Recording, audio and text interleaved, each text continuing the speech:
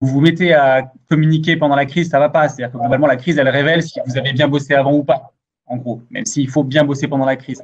Et donc, finalement, sur ça, une crise comme ça, qui est quand même, on va y venir après, mais qui est quand même assez inédit, assez inouï, c'est un grand révélateur. Et ce qu'il faut peut-être, ce que j'aime retenir aussi, c'est de me dire, ben, finalement, dans quelle mesure est-ce que c'est l'occasion de faire une forme d'introspection et de se dire, est-ce que ce qu'on a fait a aidé l'action? Dans quelle mesure est-ce que la com est performative? Dans quelle mesure ça permet aussi d'éliminer le gras et d'éliminer ce qui est de l'ornement? Il y a un paradoxe, hein, quand même, dans cette crise, c'est que, et notamment pour les médias, ce qui est compliqué, c'est qu'ils n'ont jamais eu autant d'audience et il n'y a jamais eu aussi peu de pubs. Donc, c'est quand même ça pose une question qui est à la fois passionnante, hyper violente, et donc qu'il faut aborder. Donc voilà, ça pose des questions, je trouve, sur notre métier, sur l'utilité qu'on apporte au service de l'action. Donc en ça, honnêtement, j'aurais été mieux sans vivre cette crise, hein, mais bon, quitte à en tirer des choses, je trouve que ça doit nous faire progresser. Justement, la transition est toute trouvée. On parle de crise et donc assez naturellement, on parle aussi de communication de crise. Et vous avez dit que effectivement la crise avait changé la communication. Est-ce que ça va changer ou est-ce que ça a changé la communication de crise? Autrement dit, est-ce que par la nature inédite de cette crise, par son ampleur, par son caractère évolutif, ça rebat les cartes de la communication de crise, ou est-ce que d'une certaine façon, on traite cette crise comme les précédentes? Je sais pas qui veut répondre en premier, Myriam ou Julie, comme vous. Si tu veux. Oui. Comment dire pardon, je ne sais pas qui a la parole. C'est Julie ou c'est moi. Vas-y, Myriam. Vas-y, Myriam, vas-y. Je pense que mon expérience, c'est qu'il n'y a pas deux crises qui se ressemblent. Alors, la communication, elle doit toujours s'adapter aux spécificités de chaque crise. Évidemment, il y a des règles de base. Alors, est-ce qu'on prenons un bon manuel et regardons c'est quoi les règles de base? Alors, les règles de base, on nous explique, c'est désigner une cellule de communication de crise. OK. Alors, je suis l'État, je sais comment, parce que j'ai tellement de personnes qui sont partie prenante que je ne sais pas, je n'ai même pas de salle, même en virtuel, j'arriverai pas à les mettre tous ensemble. Donc, j'en fais plusieurs, c'est évident. C'est tout le temps comme ça.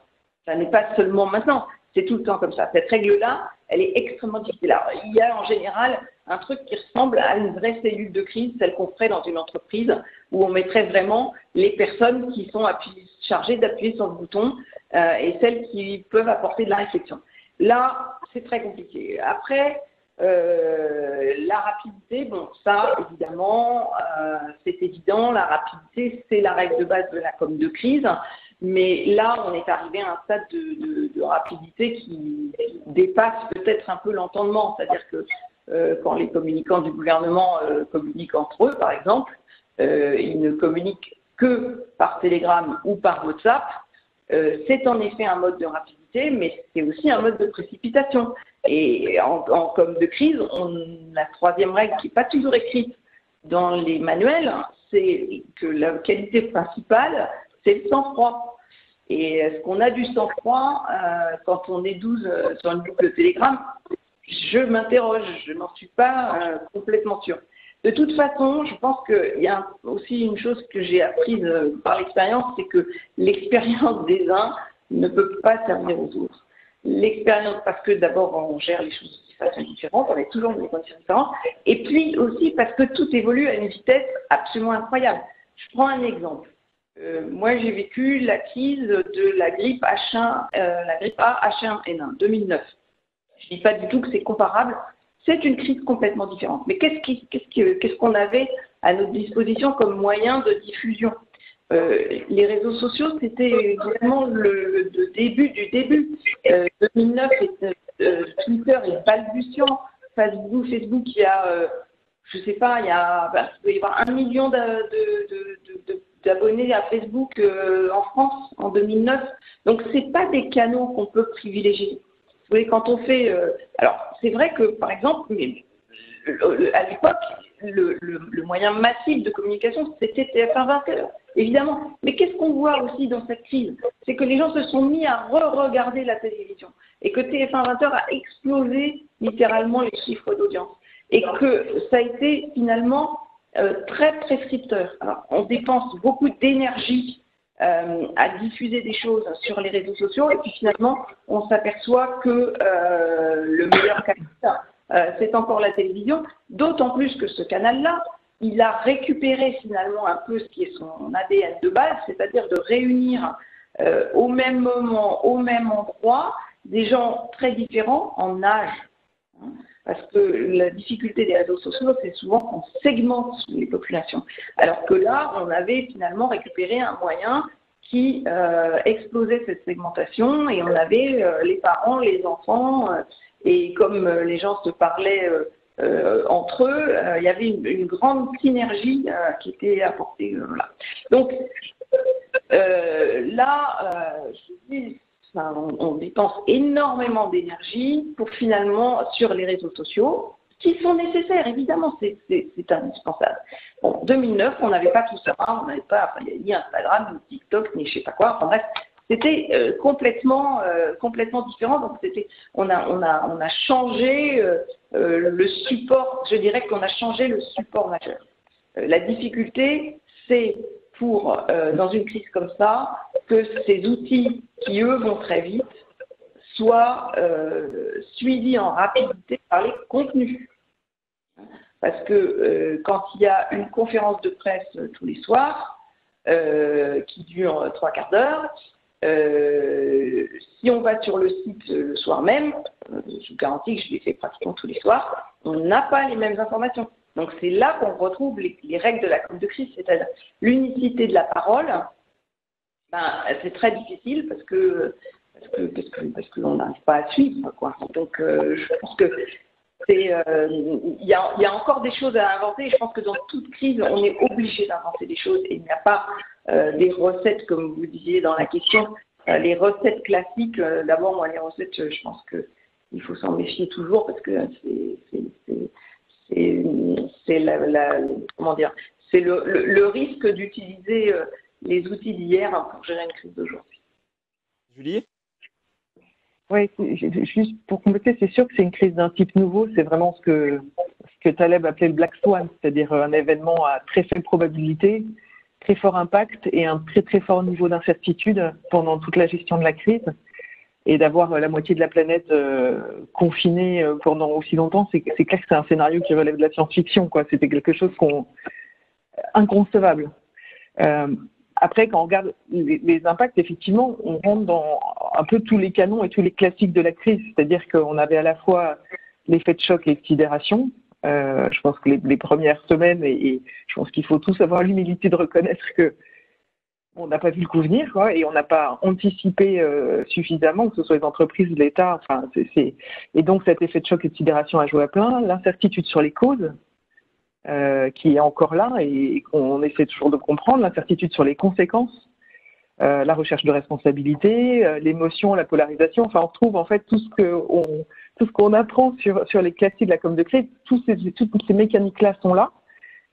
Et donc, de ce point de vue-là, on ne peut pas dire que ça soit une gestion, enfin, que l'appréhension de la crise soit complètement différente, même sa gestion. Après, évidemment, chacun joue sa partition dans ces situations-là, les entreprises, l'État, les parties prenantes diverses et variées.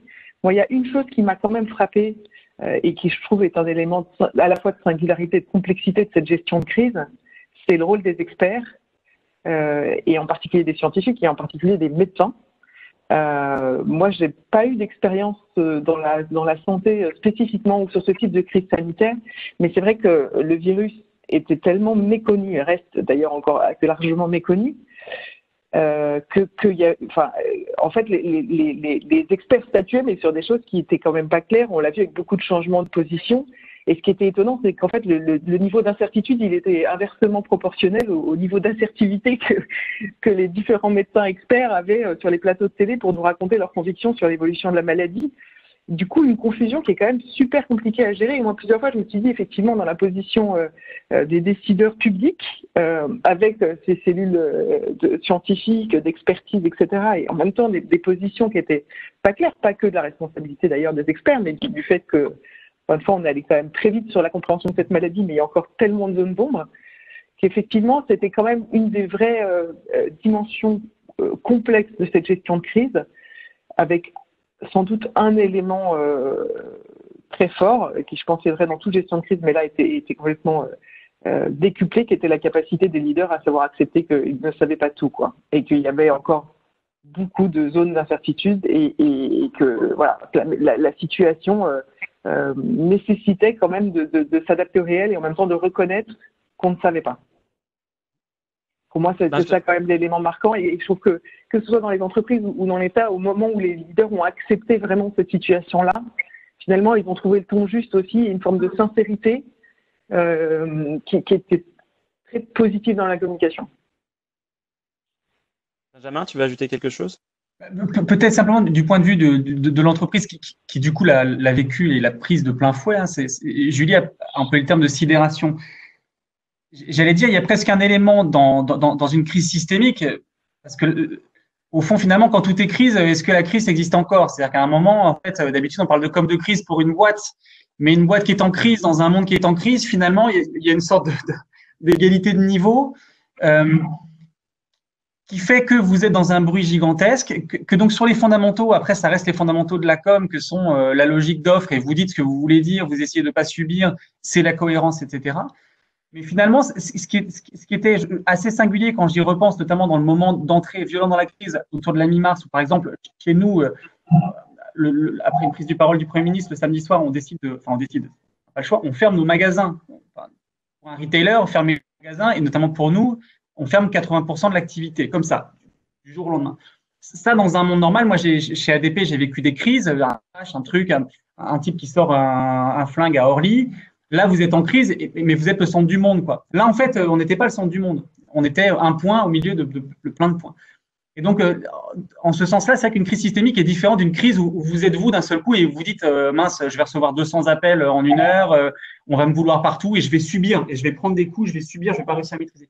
Là, finalement, la crise systémique était aussi peut-être l'occasion pour les entreprises de garder cette maîtrise-là et de rester dans une logique d'offre et pas de demande. Aussi parce que les médias eux-mêmes, c'est vrai que les premiers jours, tu parlais de la presse tout à l'heure, la presse elle-même était chamboulée, quoi. Les premiers jours, d'un côté, c'était extrêmement facile de faire des médias parce que les choses se montaient très vite.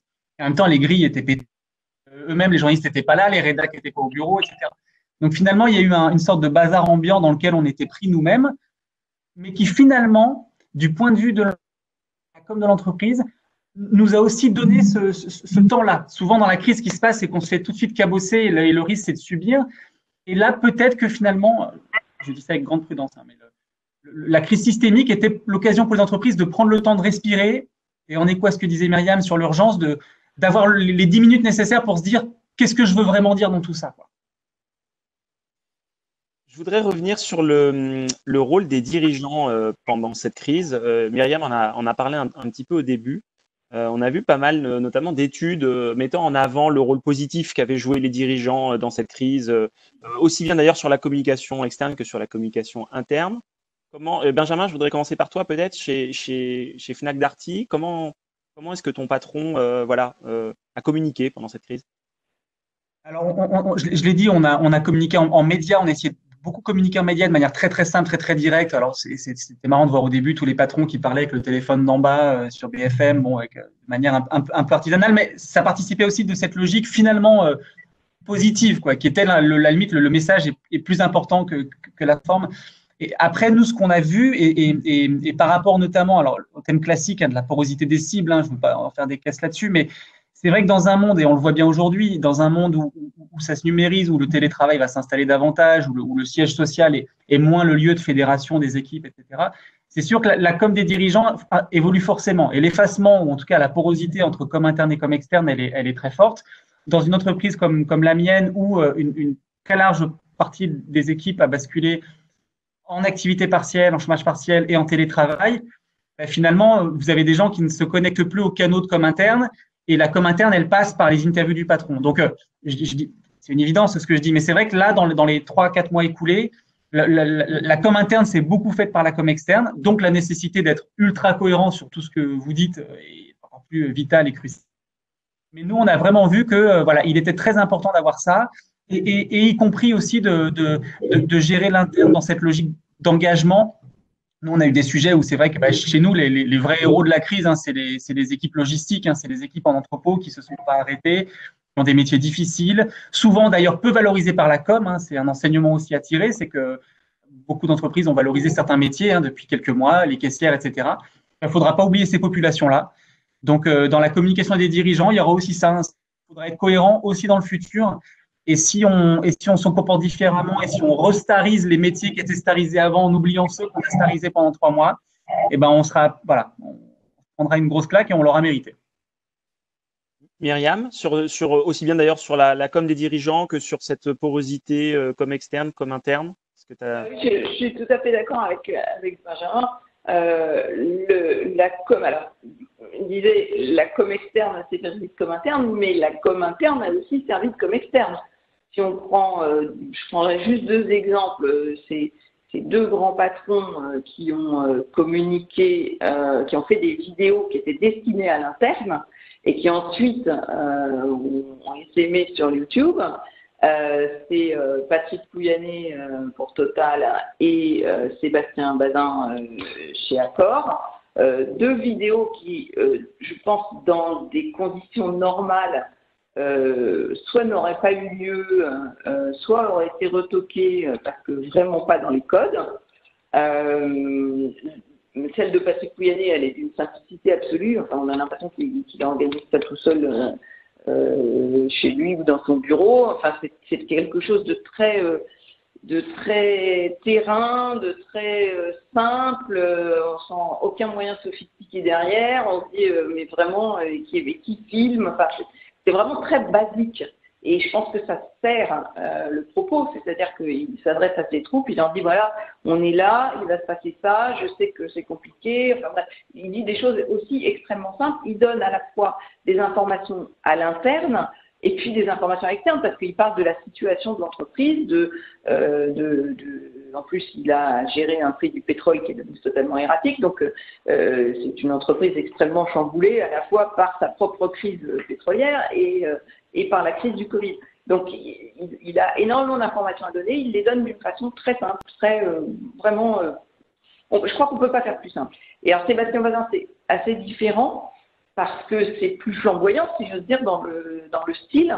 Mais c'est aussi une vidéo qui s'adresse à l'interne, qui, dans son ton, dans les mots employés, n'est vraiment pas ordinaire et qui donne une autre vision de l'entreprise, c'est-à-dire que une entreprise qui a des hôtels dans le monde entier et qui dit bah oui, ici on a chômage partiel mais ailleurs il n'y en a pas et donc on va aider les gens, on va aider nos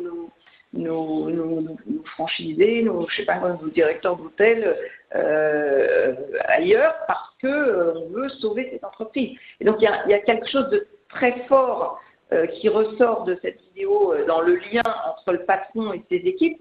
Et je pense que s'il le fait bien, c'est-à-dire que ça ne sonne pas faux, parce que ça a été aussi un des grands problèmes pendant cette crise, c'est de ne pas sonner faux. C'est-à-dire qu'on ne peut pas faire des choses.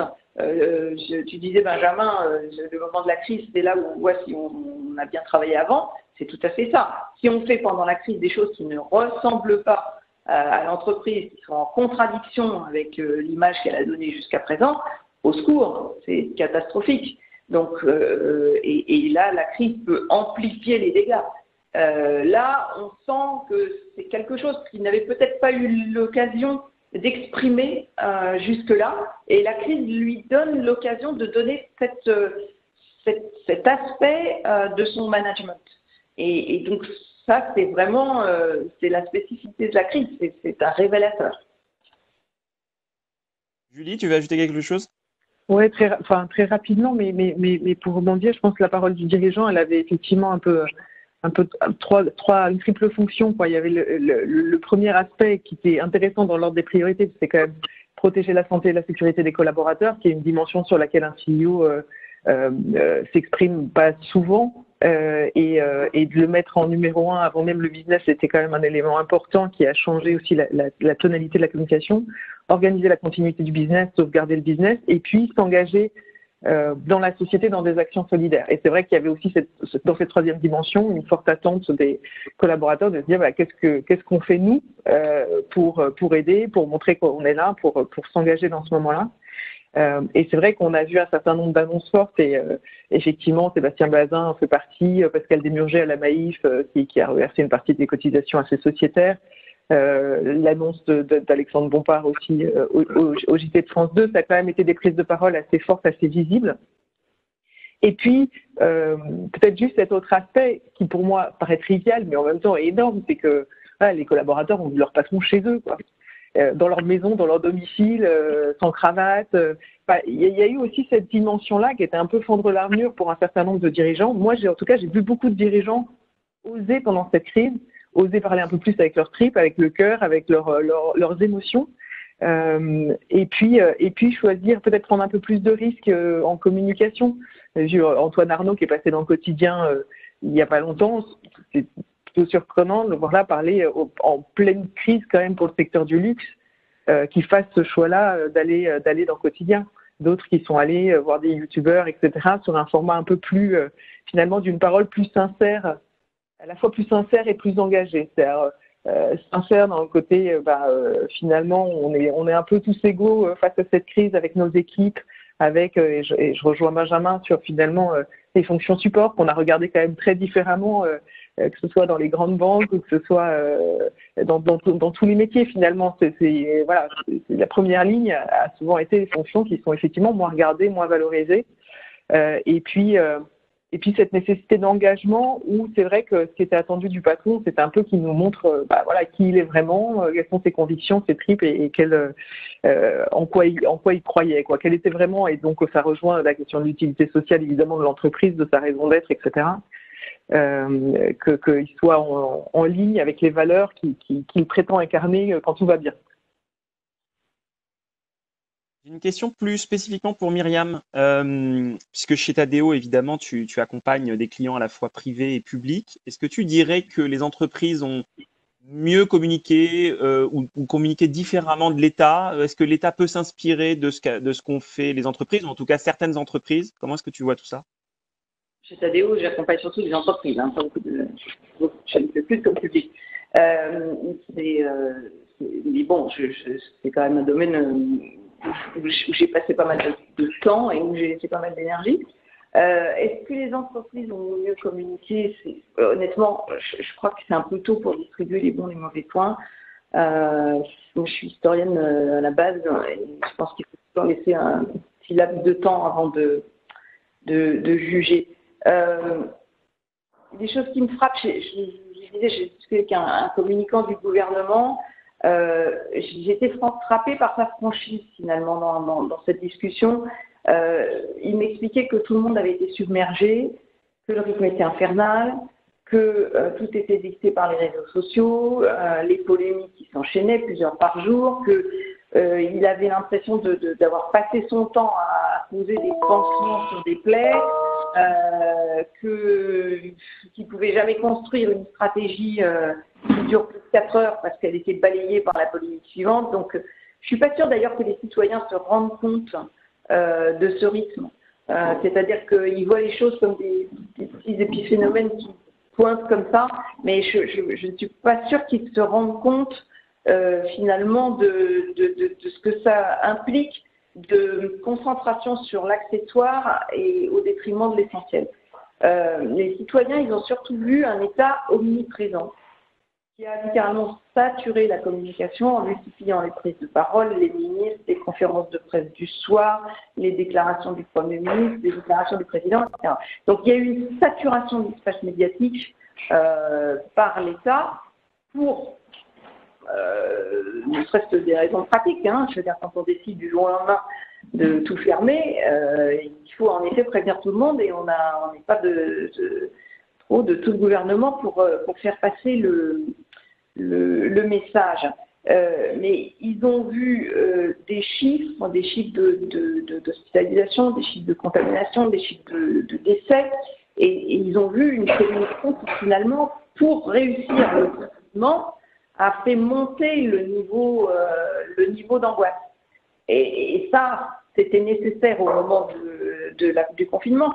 Mais on a l'impression que finalement, tout ça a du mal à se défaire. On a du mal à sortir de cette période. Comme si on avait reconnu le rôle de l'État quand il dit faites, Et quand il dit arrêter, finalement, on a un peu de mal à se mettre. Toutes les entreprises le disent, elles ont du mal à faire revenir les gens au bureau, à sortir du télétravail.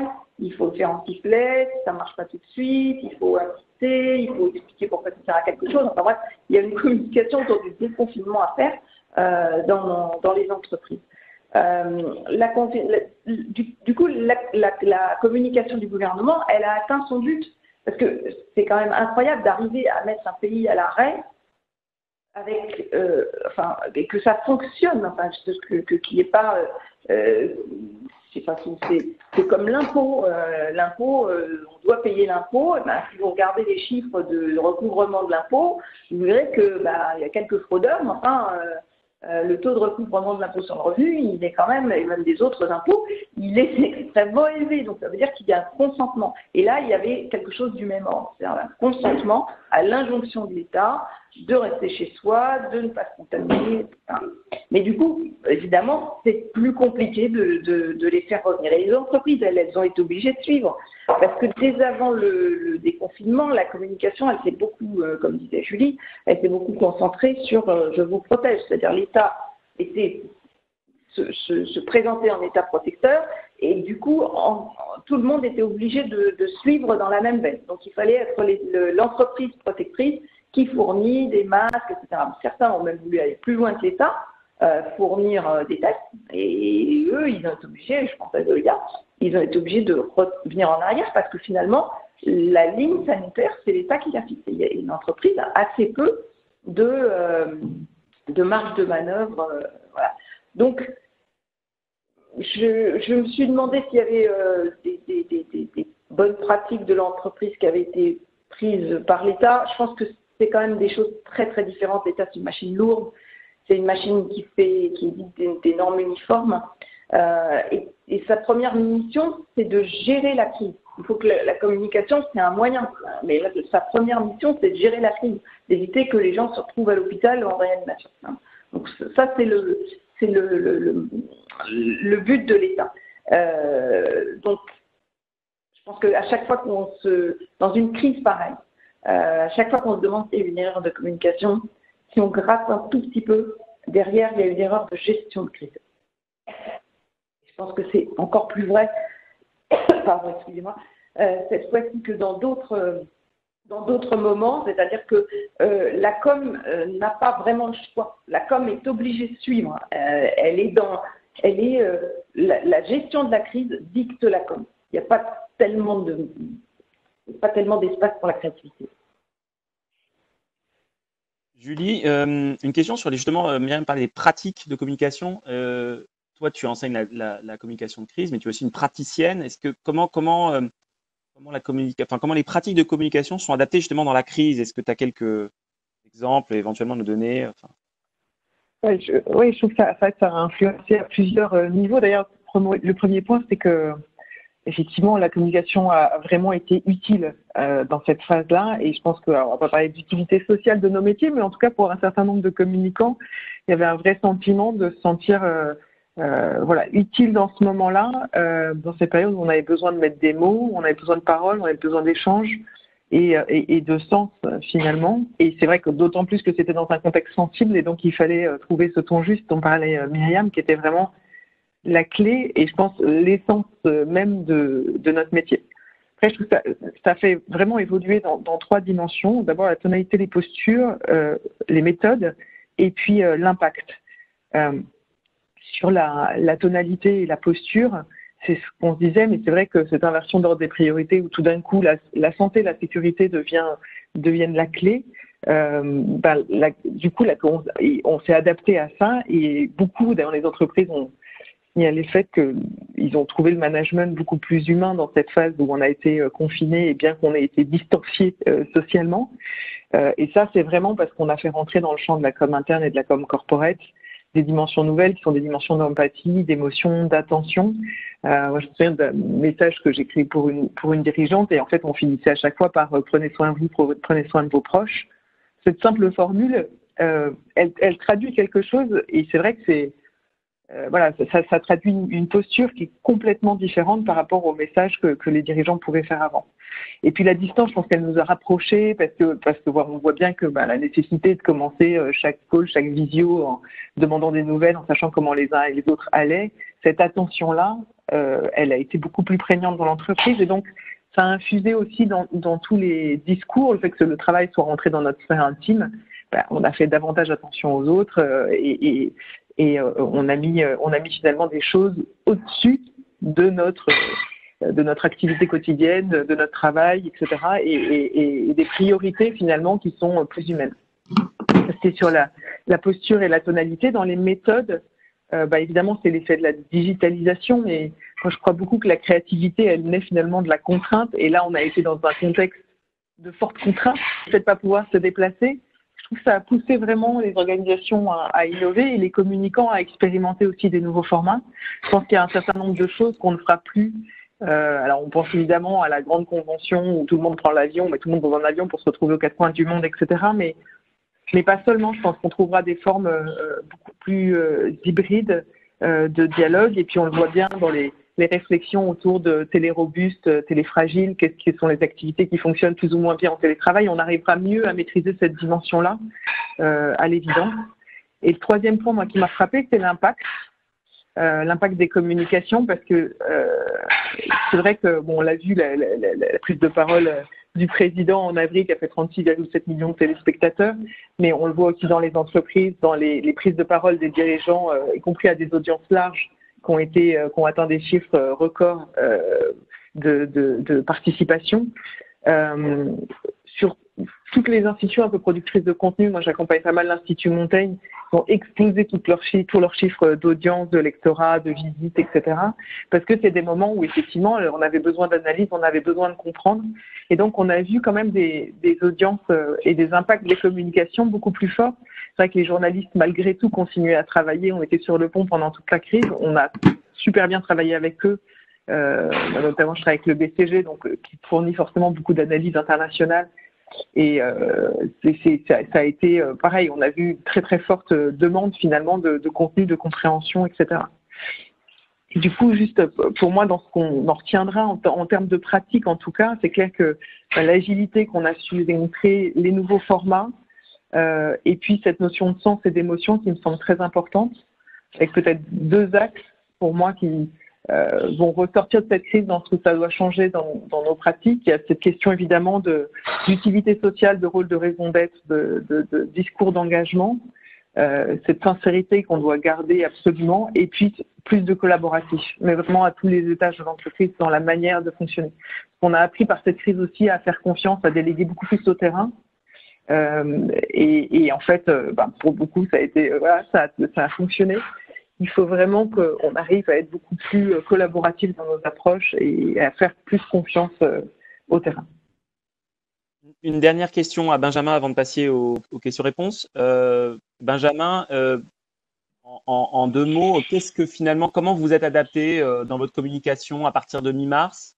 Et j'ai ces deux questions en une, et est-ce que finalement qu'est-ce que cette crise va changer, j'allais dire, durablement dans votre communication pour le groupe Fnac Darty? J'allais dire qu'à la mi-mars, au fond, on n'a pas changé grand-chose. C'est-à-dire qu'on a accéléré vis-à-vis du grand public. Hein, nous, on a perdu un média principal qui est les magasins. Donc d'habitude, d'un point de vue B2C et commercial, c'est vrai que les vrais communicants, souvent, c'est les vendeurs, c'est les équipes magasins, etc. Donc, on perd ça à la mi-mars. Mais au fond, finalement, ce qu'on a fait en communication et qu'on fait habituellement, mais qu'on a plus fait et plus intensément, c'est le partage de l'information. Et là, ça recoupe aussi ce qu'ont dit Myriam et à l'instant Julie. La com, elle est là pour décloisonner. En fait, on est dans des environnements complexes. Il y a plein de gens il y a plein d'ultra-experts dans les entreprises, dans les institutions. Et c'est très bien comme ça. Mais du coup, être ultra-expert, ça vous met dans votre ligne de nage. Et en fait, l'intérêt de la com, c'est de faire la somme des parties. C'est le sujet aussi de la raison d'être. Je pense que la raison d'être, encore une fois, il y a du purpose washing, etc. Mais l'intérêt de la raison d'être, c'est de vous amener à vous interroger en permanence sur est-ce que je suis cohérent vis-à-vis de toutes mes cibles, quoi. Donc, moi, en ça, la raison d'être est un outil hyper intéressant et le chemin est beaucoup plus important que l'aboutissement. Donc, en fait, l'objectif, c'est de décloisonner et dans des mondes qui sont forcément cloisonnés par des expertises, par des priorités, la com, elle doit connecter. Et ça doit commencer par elle-même, en fait. Et donc, finalement, au fond, si je reviens sur la période de gestion de crise, ça a été ça. Et la façon dont on s'est adapté, c'est de partager encore plus l'information et de faire l'ultra-transparence entre les disciplines, que les RP sachent exactement ce qui se passe en com interne, réciproquement, les affaires publiques, la partie événements culturels, etc., qu'on partage complètement l'information pour être capable également de partager l'information de la boîte et d'avoir un discours cohérent. Et donc, comme je le disais tout à l'heure, de permettre l'action. Donc, au fond, il n'y a pas de transformation, il n'y a pas eu d'action radicale, mais ça, c'est un premier point. Et après, dans ce qu'on va changer durablement, il y a un élément de discours que je vais accentuer, qui est le côté un peu champion français, champion européen, parce que ça, finalement, on l'a dit un peu pendant la crise, mais je pense que les Français ont besoin de l'entendre. Et voilà, donc quand on crée de l'emploi en France, quand on est des métiers non délocalisés, non délocalisables et qu'on paye tous ces impôts en France, il faut le dire peut-être encore plus. Donc cette répétition-là, je vais le faire. Il y a un enseignement, mais sur un point qui a été évoqué un peu avant. Pour revenir sur la com interne, on voit qu'il y a une soif des équipes d'une information très très précise, très exhaustive et très haute, quoi. C'est-à-dire qu'en gros, il ne faut jamais avoir peur de partager de l'info strat, de l'info financière. Il faut pas. Voilà. Je pense que la com interne notamment en ressort avec des étoiles en plus sur les épaules, et notamment avec cette idée que la com interne, c'est à la fois évidemment du partage d'infos, c'est de la com d'engagement, il y a un peu d'entertainment. Mais en fait, les gens, ils ont besoin d'avoir mal à la tête en lisant des documents financiers, quoi. Ils veulent de la prospective, ils veulent comprendre le monde. Et donc, finalement, nous, dans l'enseignement, il y aura aussi ça. C'est qu'en fait, on a quelque part, on a cranté ou on durcit un peu le niveau d'information stratégique et financière que l'on va partager avec les équipes internes. Merci. Alexandre, Eric, je vous laisse la suite sur les questions-réponses. Oui, je vous transmets une première question de Jules, qui est la suivante. En ayant en tête des exemples d'entreprises telles que Chanel ou LVMH, l'État-providence n'a-t-il pas été dépassé par une sorte d'entreprise-providence? Et comment pensez-vous qu'ils vont cohabiter? Qui veut prendre la parole?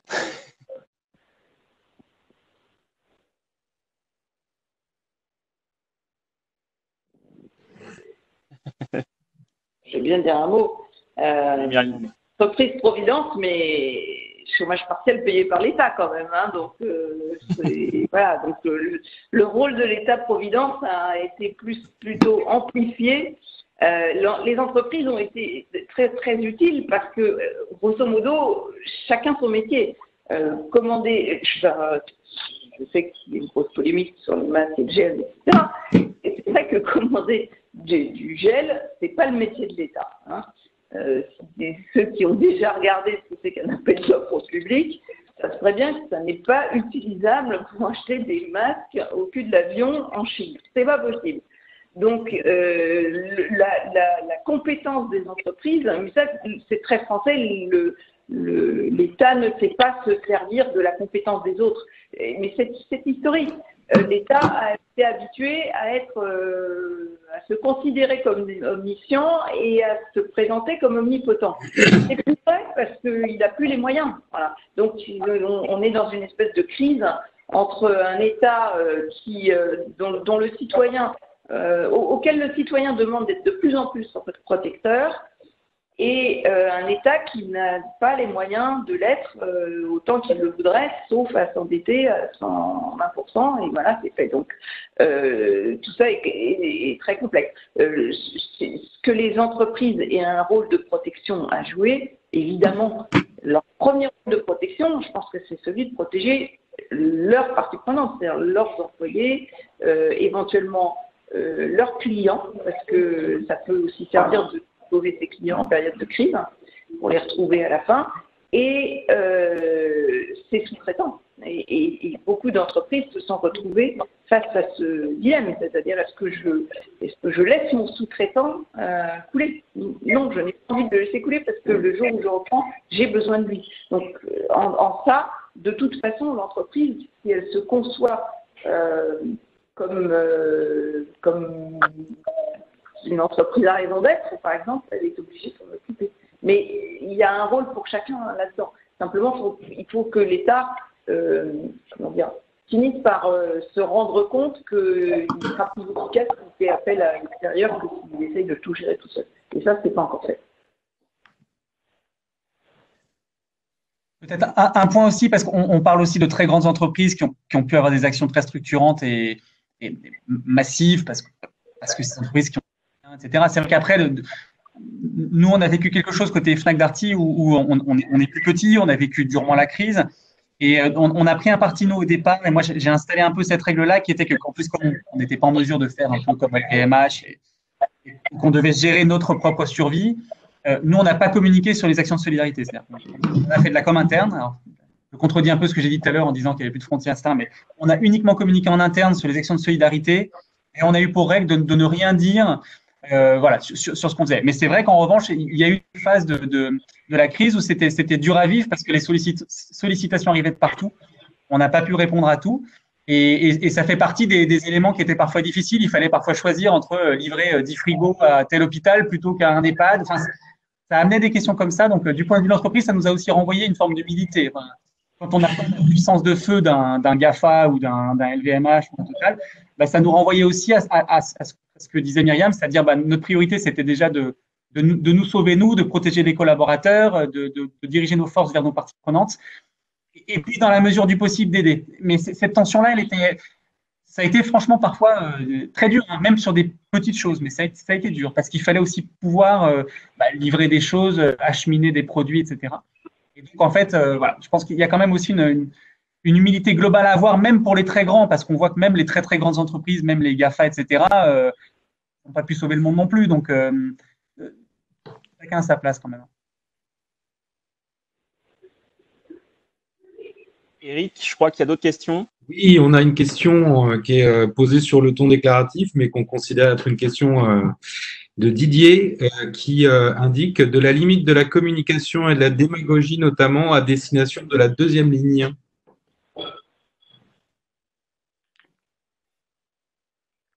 Effectivement, c'est pas vraiment une question, mais… Alors, moi, j'ai pas été… en fait, j'ai pas été marquée par la démagogie.